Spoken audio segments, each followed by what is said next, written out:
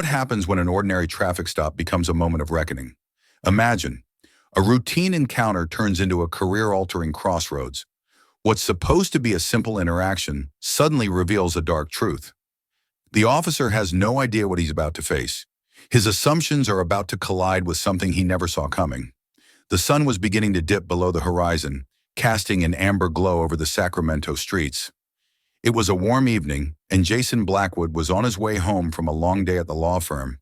His sleek black sedan hummed steadily as the air conditioning cooled the car, bringing relief from the day's heat. A few miles left to go, and he could relax. The radio was playing softly, the smooth jazz easing his mind. But just as he approached a light, it turned amber, and he slowed down, barely coming to a full stop before it turned red. That's when it happened. Suddenly, red and blue lights flashed in his rearview mirror, slicing through the calm night, and a sharp siren blared. Jason's heart skipped a beat.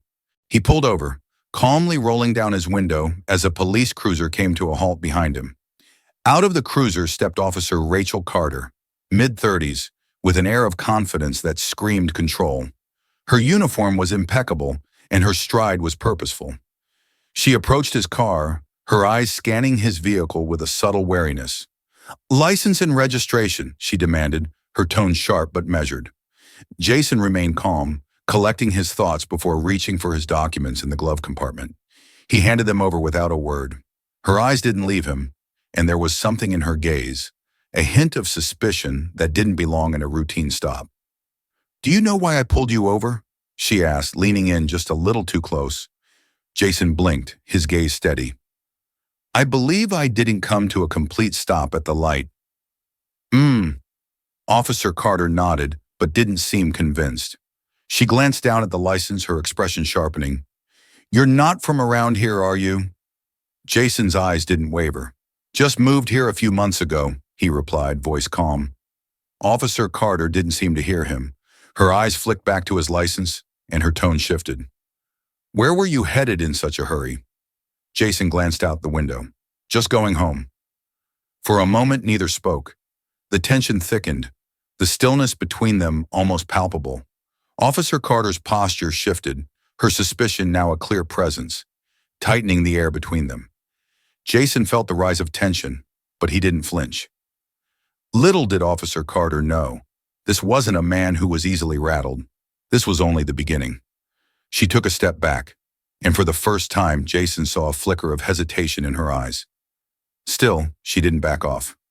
"Step out of the car," she said firmly, a command now. Jason's grip tightened on the steering wheel, but his voice remained collected. "Is there a specific reason for that, officer?" Her lips curled into a tight smile.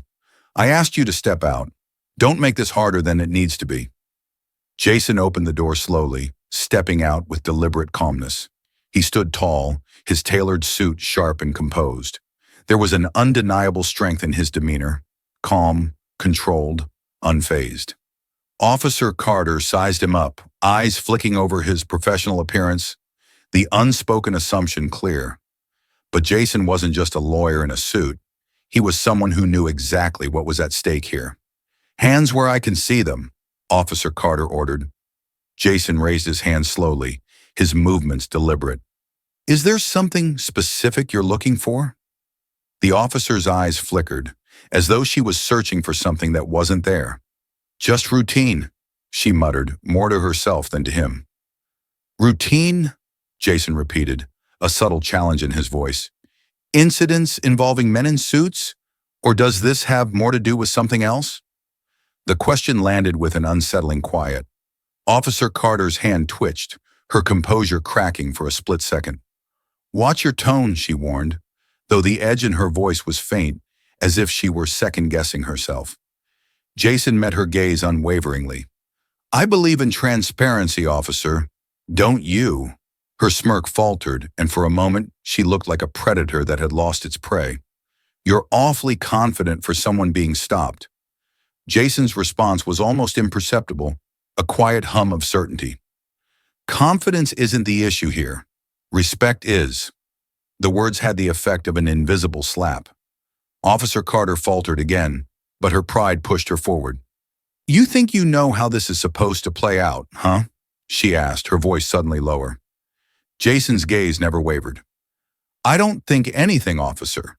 I just expect fairness. Her frustration was palpable. She stepped back, eyes narrowing with suspicion. Care to explain why you seem so familiar with the law? You a lawyer or something? Jason's lips curled into a thin smile. Or something. It was enough to make Officer Carter step closer, invading his space.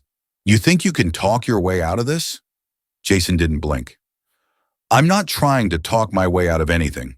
I'm simply asking for fairness. And so far, I don't see it. The officer opened her mouth to respond, but this time, the words caught in her throat. She paused as if trying to process what just happened. Jason took a small step forward, closing the distance between them. You don't know who you're dealing with, Officer Carter. You've made a grave assumption. For the first time in this exchange, Officer Carter looked uncertain. Her gaze dropped to Jason's hands, where he had been deliberately calm through every test of control.